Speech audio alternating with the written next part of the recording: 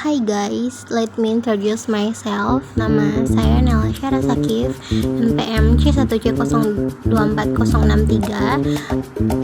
Terus aku dari kelas 2C. Ini adalah mata kuliah komunikasi bisnis yang tugasnya adalah membuat video atau pembelajaran dengan menggunakan mind mapping. Simak videonya ya.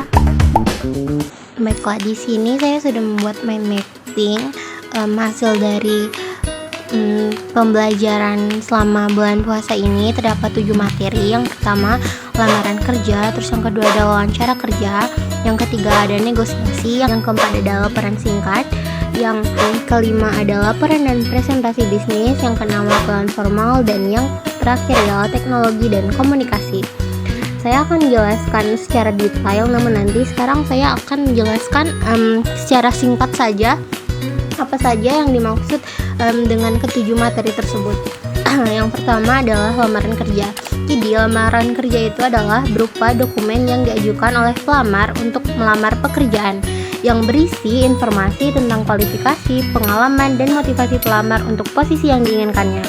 Terus yang kedua itu adalah wawancara kerja, di mana di situ adalah proses komunikasi antara pelamar dan perusahaan untuk menilai kecocokan pelamar dengan posisi yang ditawarkan melalui pertanyaan, diskusi, dan evaluasi kemampuan serta pengalamannya. Lalu ada materi negosiasi. Di negosiasi itu kelompok saya sendiri, di mana di sana ada proses komunikasi yang dilakukan oleh dua pihak atau lebih untuk mencapai kesepakatan dalam hal tertentu seperti gaji, jam kerja, atau syarat-syarat lainnya dalam dunia bisnis. Lalu yang keempat adalah laporan singkat. Laporan singkat adalah laporan yang disusun dengan ringkas dan jelas, yang biasanya digunakan untuk menyampaikan informasi penting dengan fokus pada inti permasalahan tanpa bertele-tele. Lalu yang kelima adalah laporan dan presentasi bisnis. Laporan dan presentasi bisnis itu yang pertama adalah laporan bisnis. Laporan bisnis adalah dokumen yang menyajikan data dari analisis mengenai suatu kegiatan atau kondisi perusahaan. Sementara presentasi bisnis itu adalah penyampaian informasi tersebut secara lisan atau visual di hadapan audiens untuk tujuan tertentu. Lalu yang keenam itu adalah laporan formal. Laporan yang disusun dengan struktur baku dan bahasa formal untuk tujuan resmi.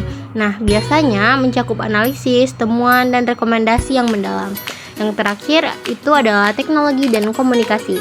Teknologi merujuk pada alat atau sistem yang mendukung proses komunikasi dalam dunia bisnis. Nah, sedangkan komunikasi adalah penyampaian informasi antar individu atau kelompok dengan tujuan mencapai pemahaman dan kerjasama yang efektif dalam bisnis. Lalu saya akan menjelaskan lebih lanjut mengenai 7 materi tersebut. Baiklah, yang pertama adalah lamaran kerja. Secara umum, surat lamaran kerja dapat didefinisikan sebagai surat yang dibuat oleh pelamar kerja atau pencari kerja untuk mengisi lowongan kerja yang ditawarkan oleh pihak lain, baik perseorangan, perusahaan, maupun instansi pemerintah. Penulisan surat lamaran kerja umumnya dilengkapi dengan sejumlah lampiran seperti resume atau daftar riwayat hidup, surat keterangan kelakuan baik, surat keterangan kesehatan, surat rekomendasi, dan kartu kuning. Surat lamaran kerja umumnya mengemukakan poin-poin penting yang relevan dengan persyaratan pekerjaan yang ditawarkan dan menyajikan poin penting lainnya yang dapat membedakan dengan dengan pelamar kerja yang lain.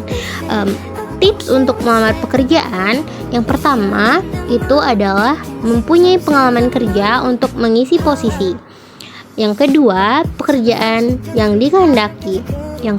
Yang ketiga, bangkitkan minat terhadap kualifikasi yang dimiliki. Yang keempat, tunjukkan hal-hal positif dari dirimu. Yang kelima, usahakan surat lamaran kerja rapi, bersih, dan menarik. Lalu tulislah surat dari sudut pandangan pembaca, bukan dari sudut pandang penulis. Yang ketujuh atau yang terakhir yaitu tekankanlah hal yang membedakanmu dengan pelamar kerja lain. Lalu yang kedua adalah wawancara kerja. Wawancara kerja merupakan tahap penting dalam seleksi calon karyawan yang bertujuan untuk menilai kelayakan pelamar. Nah, Ada beberapa aspek kepribadian yang dinilai dalam wawancara, diantaranya penampilan fisik, gerak-gerik dan sopan santun, nada suara, rasa percaya diri, inisiatif dan kebijaksanaan, sikap dan tanggap dan kerjasama, ekspresi wajah, kemampuan berkomunikasi, sikap terhadap pekerjaan, dan yang terakhir itu selera humor. Wawancara itu sering dilakukan dalam 2 tahap. Nah, yang pertama itu wawancara pendahuluan. Nah, di sini itu bertujuan untuk menyeleksi pelamar berdasarkan surat lamaran dan resume. Nah, pewawancara menilai kelayakan awal pelamar itu sebelum dia ke tahap selanjutnya. Nah, di tahap selanjutnya itu adalah wawancara seleksi. Nah, di sini si pelamar itu akan ditanya lebih mendalam dan dilakukan oleh tim pewawancara untuk menilai kualifikasi, pengalaman kerja, serta kecocokannya dengan posisi yang diinginkannya. Yang ketiga adalah negosiasi. Negosiasi adalah proses sosial di mana dua pihak atau lebih dengan kepentingan yang berbeda berusaha untuk mencapai kesepakatan yang saling menguntungkan. Tujuan dari negosiasi itu adalah mencapai kesepakatan, membangun hubungan, dan mencegah konflik. Negosiasi juga memiliki struktur. Nah, struktur teks negosiasi itu berupa orientasi, pengajuan atau permintaan, penawaran, persetujuan, dan penutup. Negosiasi juga memiliki ciri-ciri. Nah, ciri-ciri teks negosiasi diantaranya yang pertama adanya dua belah pihak atau lebih.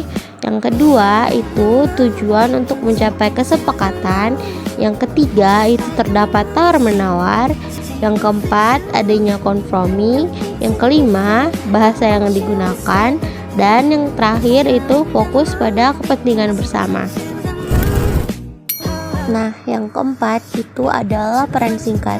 Laporan singkat adalah alat komunikasi bisnis yang efektif untuk menyampaikan informasi yang akurat, relevan, dan ringkas demi mendukung pengambilan keputusan.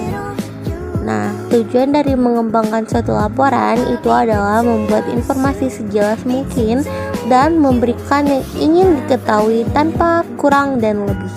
Meskipun suatu laporan memiliki berbagai variasi atau jenis, paling tidak itu harus memiliki 3 hal. Nah, yang pertama itu informasinya harus akurat. Yang kedua, isinya menunjukkan pertimbangan penulisan yang baik. Dan yang ketiga itu format, gaya, dan organisasinya sesuai dengan kebutuhan pembaca.